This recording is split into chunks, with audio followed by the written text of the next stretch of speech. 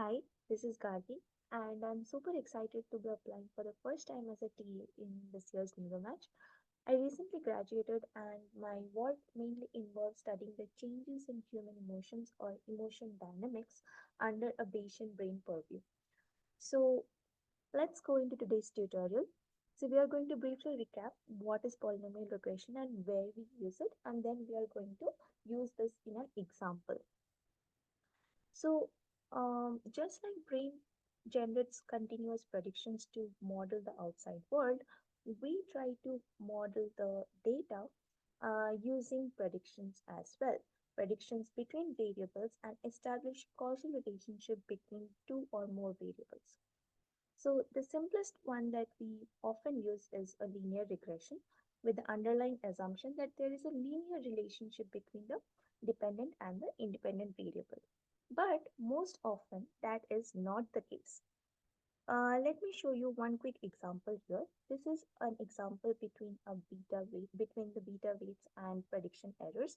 And as you can see, for each of the brain regions, it is it is following nothing like a linear relationship.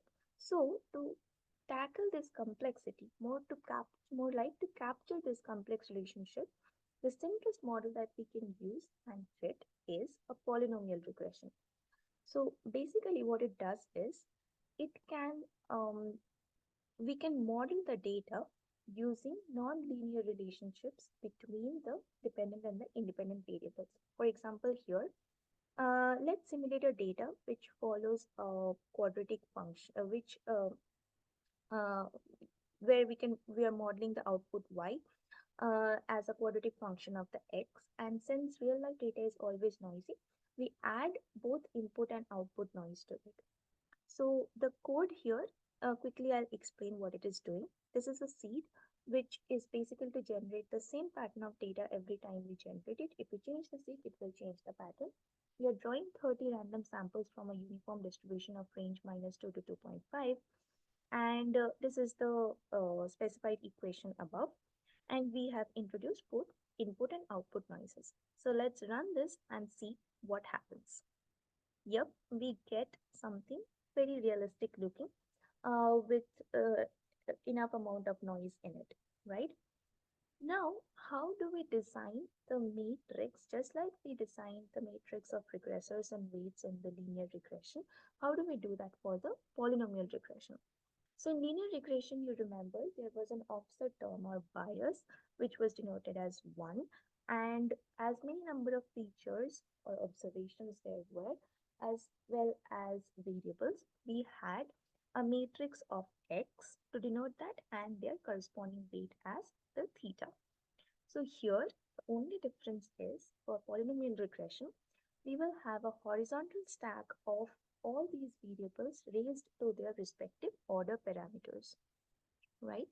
So here, 1 is the vector of the same length as x, and as you can see, the rest of the x is uh, a vector of x raised to the power p, right? So as many features as we have, we will just horizontally stack them. So let's get to it.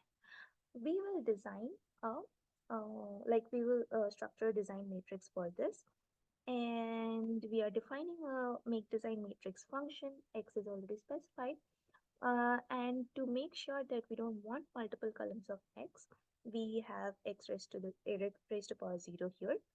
So it will iterate. This particular function is meant to iterate over all x's raised to their respective power and then stacked horizontally.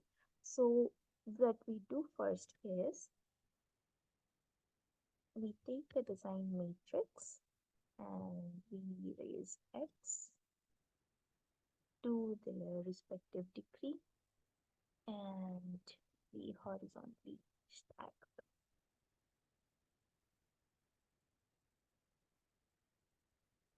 Okay, let's run this and see what happens. And we got our design matrix. So polynomial regression is just the simplest of the complex modeling.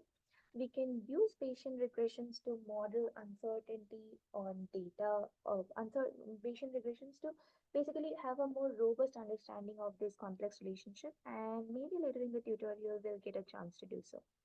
That's all. Thank you.